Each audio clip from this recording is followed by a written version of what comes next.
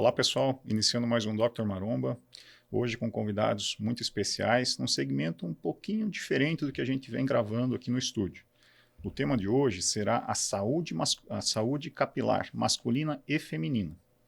Nossos convidados, André Romão, empresário no segmento de barbearias aqui da região, proprietário de uma das redes mais importantes, aqui é a Clube Ministro, com mais de 10 anos de experiência, vai trazer um pouquinho do dia a dia aí da barbearia, de como é feito essa identificação do cliente lá na empresa.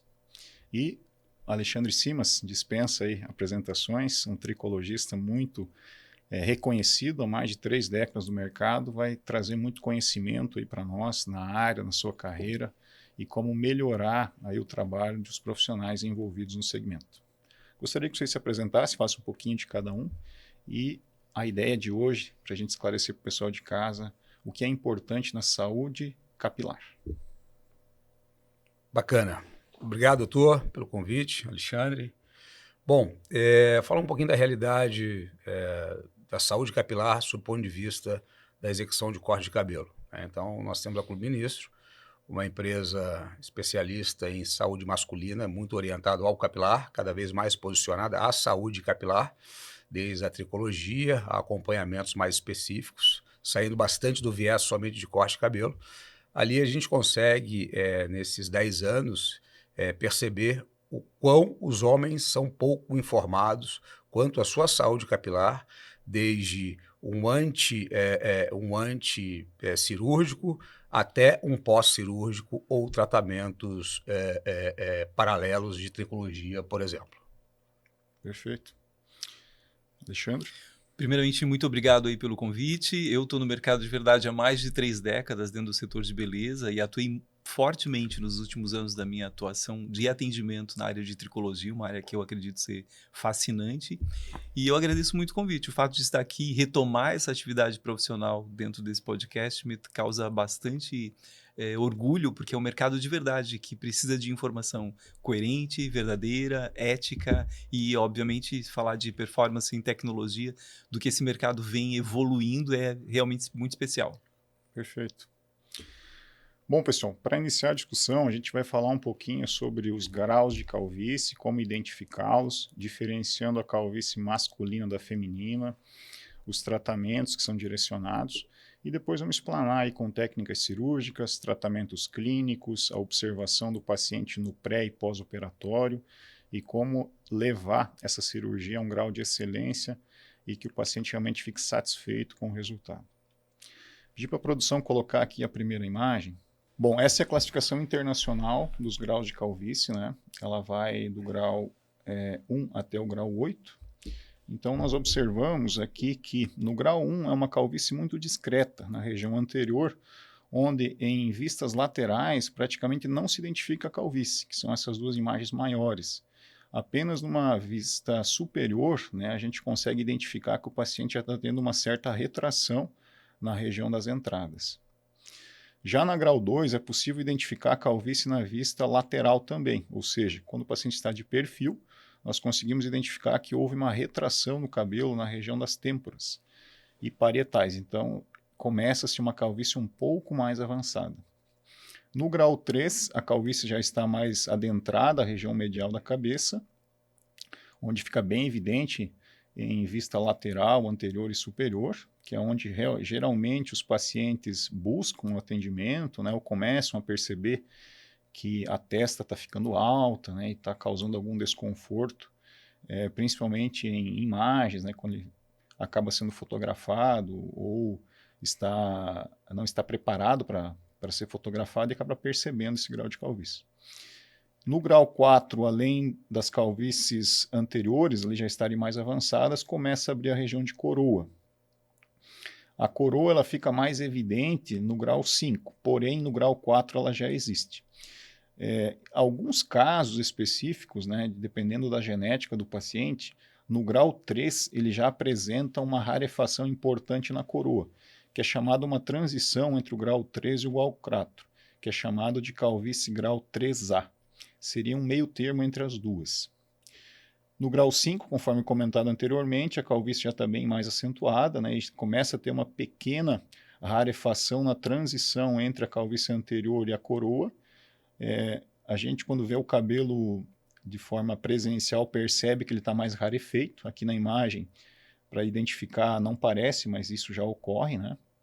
No grau 6 já há uma comunicação entre a região anterior e a posterior. Praticamente não há mais cabelo na região superior da cabeça do paciente, né? Essa é uma calvície grande. Na calvície grau 7, não há nenhum fio na região superior e a porção posterior da coroa ele começa a descer em direção ao occipito, a nuca, né? Então é um paciente que tem uma calvície bem extensa e muitas vezes nesses casos, em uma cirurgia de transplante, o cabelo retirado da região posterior não é suficiente para cobrir a região receptora. Então depende muito da anatomia, o tamanho do crânio do paciente, a área doadora, se ela é mais exuberante ou se ela é mais pobre, a densidade dos folículos, quantos fios por folículo apresenta. São muitas variáveis para a gente conseguir se pode reverter essa calvície ou não com uma cirurgia, extraindo apenas da região da cabeça. Claro que existem técnicas complementares com extração de barba e pelos, que a gente vai discutir ao longo aqui do podcast. Já no grau 8, algumas literaturas consideram ainda filetes de cabelo na região inferior como grau 8, e outras consideram a calvície global como grau 8, mas todas as duas são praticamente irreversíveis ao transplante. Então, isso um pouquinho do transplante capilar. Uma informação, doutor, só para a gente orientar o nosso telespectador aqui. Nos casos de grau 2, 3 e 4, que a gente está falando do início de um processo de calvície, nós não temos uma idade predominante enquanto isso aconteça, né, como dado indicador. Isso pode acometer uma pessoa tanto quanto jovem, quanto uma pessoa já numa fase após seus 30, 40 anos? Perfeitamente. É mais comum, acima dos 30 anos, começar a apresentar determinados graus de calvície, mas não é fidedigno. Já operamos pacientes com menos de 16 anos, um caso com 15 anos, inclusive, com calvície severa, já indo para o grau 4, com fatores genéticos muito exuberantes. E calvície androgenética, né, que é fator genético, distúrbio hormonal. Então, Perfeito. esse é um paciente que tem que cuidar a vida toda e não descarta-se a possibilidade futura de uma nova intervenção, porque a primeira cirurgia foi muito precoce, com necessidade, porém precoce. Perfeito. Perfeito. Isso é importante o nosso telespectador entender, porque na hora de procurar uma avaliação para um processo cirúrgico, em qualquer estado, exceto o 7 e o 8, eu acredito, ele precisa anteceder e prever isso antecipadamente, ainda quando a área doadora dele é volumosa, é substancial para um processo cirúrgico, né? Exatamente. As pessoas sempre perguntam, né, qual a melhor hora de fazer um transplante capilar? O quanto antes. Tem mais área doadora, a área receptora é menor, o folículo está com uma qualidade melhor. Se deixa avançar demais, a área receptora é muito grande, a doadora já é precária e você não consegue entregar um resultado satisfatório, né? A gente sempre tem que trabalhar com a verdade, expectativa versus resultado. Perfeito. E além do resultado, a gente precisa entender o que esse paciente oferece, né? Porque uma área doadora comprometida, como o senhor citou, o doutor citou na grau 7, por exemplo, a gente pode ter um quadro para uma indicação, mas com muito critério, né? Exatamente. No grau 6 e 7, né, a gente indica geralmente fazer o border hair, que é a extração complementar, utilizando-se barba ou pelos. Mas tem que esclarecer alguns pontos disso. A barba, ela se assemelha muito ao cabelo no crescimento, na espessura, na longevidade do folículo. Porém, cada folículo apresenta apenas um fio. Então, se eu extrair 1000 fios, eu vou ter 1000. Já o cabelo, se eu extrair 1000 folículos, como ele apresenta até 4 fios por folículo, eu posso ter 4000 fios. Então, há uma diferença considerável nisso. Perfeito. E a gente tem que explicar para o paciente isso. Não tem barba, ou barba rarefeita, ou não é o suficiente, a gente vai para pelos, que seria a segunda opção. Pelos de tórax, axilas, pelos pubianos. Qual a diferença? Além de ele ter apenas um fio por folículo, ele não cresce, ele vai ficar pequeno. Então, se a pessoa quer usar um cabelo mais longo, como o seu caso, Alexandre, não é possível. Ele seria um fio para complementar. Gente, essa informação é importantíssima, hein? Importantíssima. Importantíssima. Assim, o paciente vai ter clareza de que a cabeça oferece uma qualidade, A barba já é secundário. Os pelos já posso considerar como um terceiro grau de qualidade. Então, o uso, por exemplo, desses pelos de outras regiões, a gente está falando para casos extremos, porque se eu tenho uma área doadora produtiva ainda na minha nuca, na minha área capilar, eu vou usar 100% minha área doadora. Só em casos extremos poderia ser usado essa outra área de doação. Exatamente. O 100% a gente também tem que tomar cuidado, porque a extração de um paciente é limitada, né? Às vezes o paciente pensa, poxa, doutor, eu prefiro não ter nada de cabelo na nuca, mas tem em cima. Você fala agora, né? Depois você vai mudar a sua opinião. Então, se a gente extrair demais, ele vai usar um cabelo baixo, um degradê, vai aparecer. Vai ficar feio, um resultado estético ruim. Então, nós temos um limite de fios para retirar. Então, as calvícies grandes, grau 6, 7, é bem complicado trabalhar no sentido de expectativa versus resultado. Sempre fale a verdade, o que vai acontecer realmente, para o paciente não ter um resultado frustrado. Tá? Extrair demais também não é uma boa opção. Perfeito. E por mais que a gente tenha homens cuidados, né, a própria, acho que tanto quanto as mulheres, na aparência capilar, a gente que está na frente da operação, com mais de 10 mil atendimentos, é muito nítido que barbearias e salões oferecem serviços paliativos como o minoxidil, assim, algumas indicações em pré-indicações, né, onde o profissional e o ambiente não têm a mínima noção do que está indicando, né, e às vezes afastando até a questão da relação médica com esse paciente ou da relação técnica de um tricologista para que ele possa, de fato, resolver o problema dele, seja ele hormonal, seja ele qual for a outra causa, né, doutor? Então, isso é uma realidade e eu diria que isso precisa ser uma educação para o segmento de salões, para quem trata o hair, né? Isso tem que ser uma educação até orientativa. Então, eu sugiro as pessoas buscarem os ambientes mais preparados para que tenham, além do corte, um diagnóstico capilar pelo menos adequado para poder ter a saúde que deseja, né? E automaticamente o visual que precisa. Com certeza. E o preventivo, né? A gente está falando aí, quando inicia lá no grau 2 e 3, ainda de um quadro preventivo que é possível ainda cuidar, né?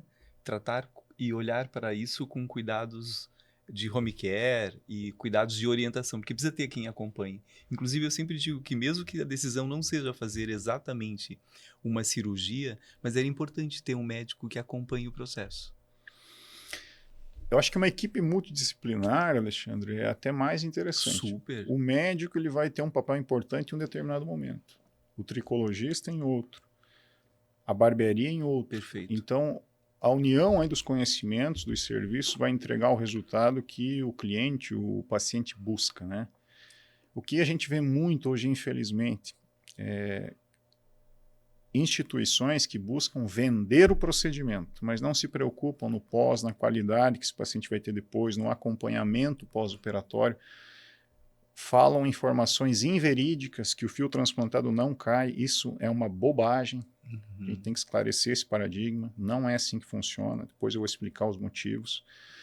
Então é importante isso. Nos graus 1, 2, 3, fala-se em prevenção do que ainda tem. Perfeito. Mas o que a gente tem que saber? Onde tem a calvície, não há mais folículo. Ali é só cirúrgico.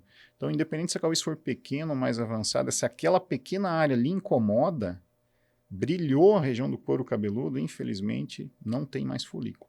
Ali é transplante. Agora sim, prevenir para não perder o resto. Sim, porque ela continua em evolução, né? Com certeza. Mesmo a área transplantada, tem a área pós-transplantada que continua em evolução. Com certeza. Isso é fundamental. Em alguns casos, de clientes nossos, eles desistiram, inclusive, do implante, estão em prótese, porque em algum momento, na sua primeira intervenção cirúrgica para transplante capilar, prometeu-se nunca mais cair o cabelo.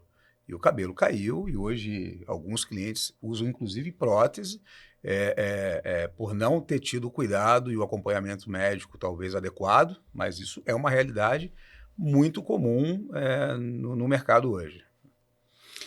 Há 6 anos nós desenvolvemos, né, e prestamos o serviço de transplante capilar E cada vez mais, ao longo dos últimos anos, principalmente, quando o nosso serviço está cada vez maior e mais forte, recebemos pacientes já transplantados de outro serviço, com a mesma queixa, né? Fiz a cirurgia, no início até ficou um resultado considerável, agora está muito ruim.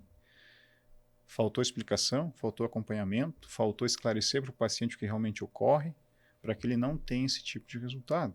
Né? Então, você fazer uma cirurgia inicial é uma situação. Imagine um paciente com calvície grau 6, fez uma cirurgia já. Ele vem para você consertar. O que sobrou para você mexer? Sim.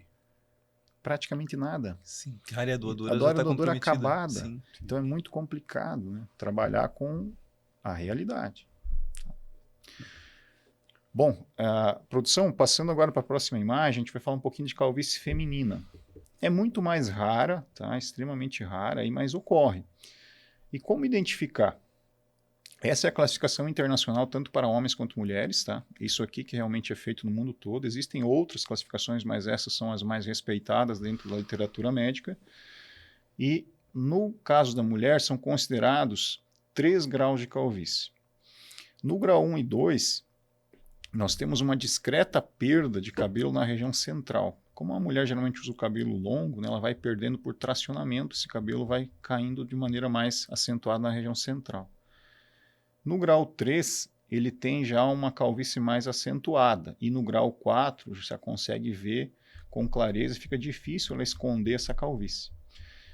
Existe uma subclassificação que é o 2.1, 2.2 e o 3, que já são graus mais avançados, como se fosse o grau de 1 ao 7 no masculino, mas considera sempre os 3 primeiros no feminino, e os 3 de baixo seriam já os graus muito graves, né? Nos 3 de cima, aqui, considerando o 1 e o 2 o mesmo grau de calvície, né, nós conseguimos reverter com um transplante sem raspar, por exemplo, o cabelo da paciente, fazendo apenas a extração na região posterior, que nós veremos mais à frente como é a técnica, e implantar com o próprio cabelo. Já no grau 2.1, 2.2 e 3, a gente não consegue ter área doadora suficiente, tirando apenas uma região diminuta ali do couro cabeludo. É necessário, muitas vezes, raspar o cabelo, que é uma grande preocupação nas mulheres. Tá? Se falou em raspar o cabelo, geralmente a paciente recusa, né? Mas a gente tem que falar a verdade. Um grau desse aqui Mas só para entender, não vai raspa-se conseguir. somente a área que será implantada. Não, a área que vai doar, né? A área doadora, é ali de onde se extrai o folículo. Entendi.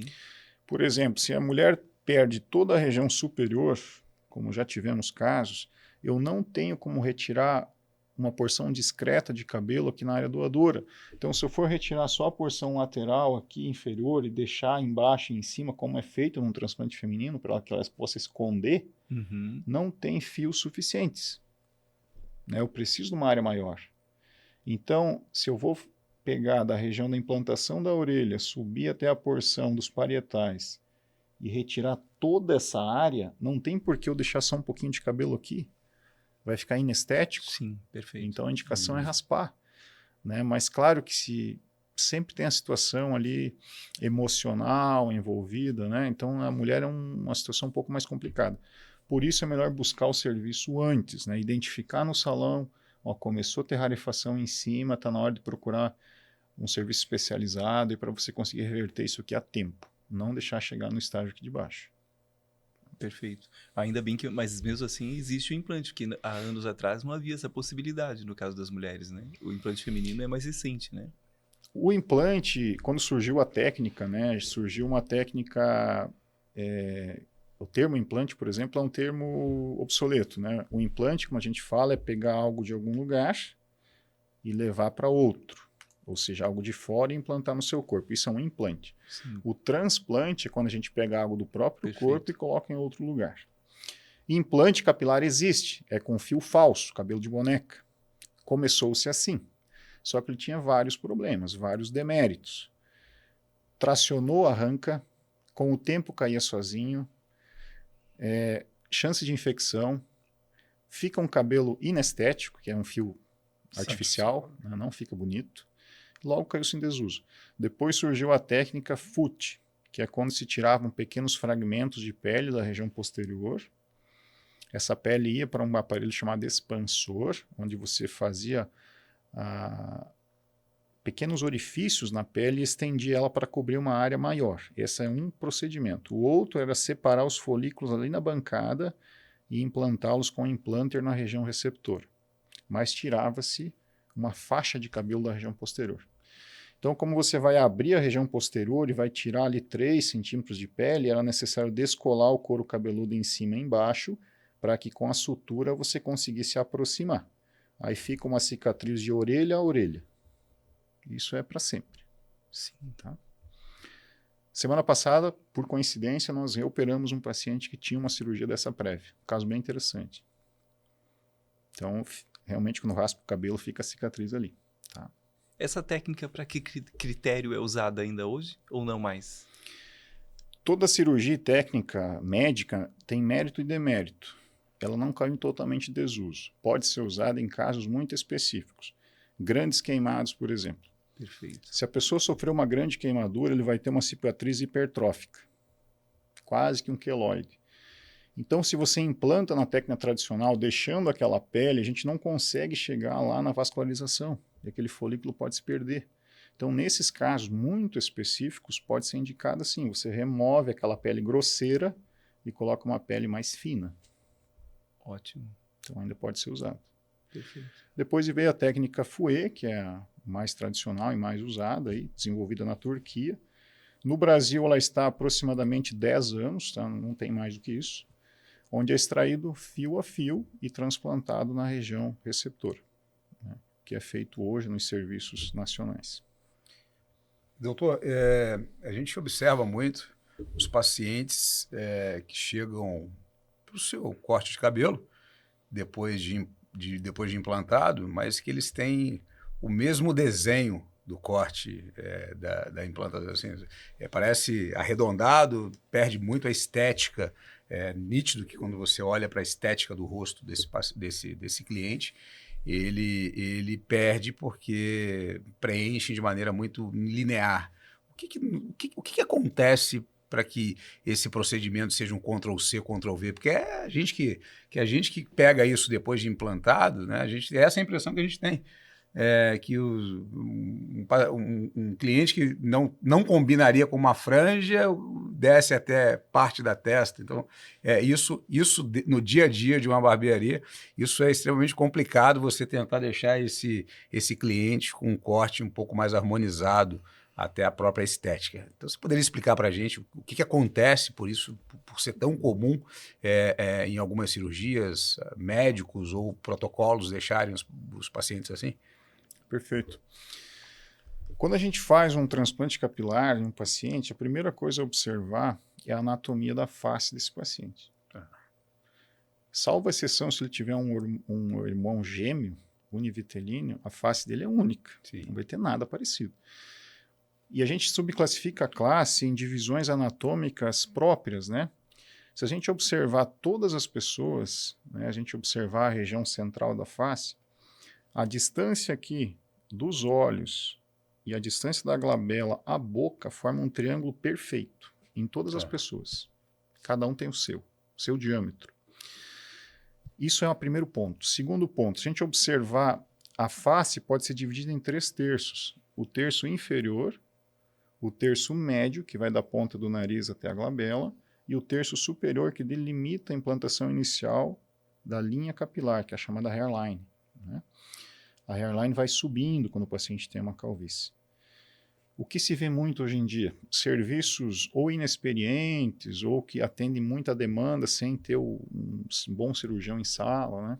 Ou essa pessoa não tem um tato fino para uma estética, acaba fazendo um padrão que é apenas uma linha. E aquele paciente fica com uma hairline muito feia, muito grosseira. Outro ponto, o cabelo sempre vai recuar a lateral aqui. Ele vai indo para trás e recuando as laterais. Se você só traçar uma linha, vai ficar um recuo aqui muito inestético. Exatamente. Então a gente sempre precisa implantar em cima e aqui também, na lateral, tá? Isso tem que ocorrer para ficar algo harmônico. Primeiros pontos a serem observados. Depois disso, quando a gente for marcar a altura aqui da hairline, nós devemos considerar se tem 6 centímetros aqui, por exemplo, e 7 aqui, você vai fazer O somatório e dividir vai dar 6,5 aqui em cima. Sim. Né? Geralmente as pessoas têm os terços iguais. Em alguns casos, o terço médio é menor do que o terço inferior. E casos mais raros, as pessoas têm menos aumento, menos queixo. E o terço inferior é menor do que o terço médio. A gente faz a média dos dois. Na maioria dos casos é idêntico. Então a gente consegue ter uma precisão muito adequada aqui para marcar a hairline. Agora, por que eu falei da implantação dos olhos? Você pode medir, sim, aqui da glabela até a extremidade da sobrancelha e delimitar aqui em cima, né, para fazer a marcação. Mas existe um macete que você vai aprendendo ao longo dos anos que a extremidade do nariz, a ponta da sobrancelha, se você delimitar aqui, ele vai dar exatamente a sua entrada. Isso é perfeitamente anatômico para todos, não tem erro. Não, a natureza nesse ponto é espetacular, perfeito. porque é só seguir, né? É só seguir. A Tá ali, ó, já vem pronta. é só já ver. tá ali, a linha está na mão, o profissional Exatamente. usa quando tem conhecimento. Exatamente. Né? É só você E seguir. aí fere a estética, né? Porque a natureza da pessoa já pedia aquela medida. Exatamente. Eu acho que esse é o estranhamento quando alguém, por exemplo, que executa uma técnica dessa natureza, não tem essa finesse de olhar com essa estética. Perfeito. Né? E isso é puro visagismo. Perfeito, 100% visagismo. perfeito. Exatamente. E isso tem, doutor, como o paciente, por exemplo, a gente já pegou casos de cabelos muito finos, de pós-implantados, que depois que o cabelo crescia para frente, né? Então, a impressão que deu é que o cliente tem vários redemoinhos na lateral, indo para frente, para trás, cabelo arrepiado. Então, o time de operação, o time de barbeiros, visagem que a gente tem um desafio grande de harmonizar um pouco mais esse cliente / paciente, né? Então, eu acho que é fundamental, como você faz, brifar o teu paciente de como esteticamente o cabelo dele vai crescer, dentro das linhas proporcionais aí do próprio visagismo, né, Alexandre? Sim. Né? Para que isso não ocorra, porque isso é muito comum. Parece que não, mas é muito comum você pegar cabelos que antes, por mais calvo ou falho que sejam, eles eram estéticos, né? E hoje não mais estéticos. Não? Isso também é um fato importante. Na técnica cirúrgica, né, antecedendo a implantação, nós temos que tomar um cuidado já na separação dos fios. Quando a gente extrai o folículo de um paciente, vai ter folículo que tem 1 fio, 2 fios, 3 fios, tem casos até com 5 fios. Isso delimita a espessura daquela região do folículo. A região anterior, a hairline, é conhecida como assinatura do médico. Quanto mais harmônica ela for, Perfeito. mais simétrica, mais natural e delicada, melhor é o profissional. Ele toma mais cuidado. Um detalhe que você tem que observar, o fio, quando você olha um transplantado, os fios na primeira linha, os primeiros 2 milímetros, a gente tem que tomar cuidado de implantar fios unitários. Sempre fios unitários.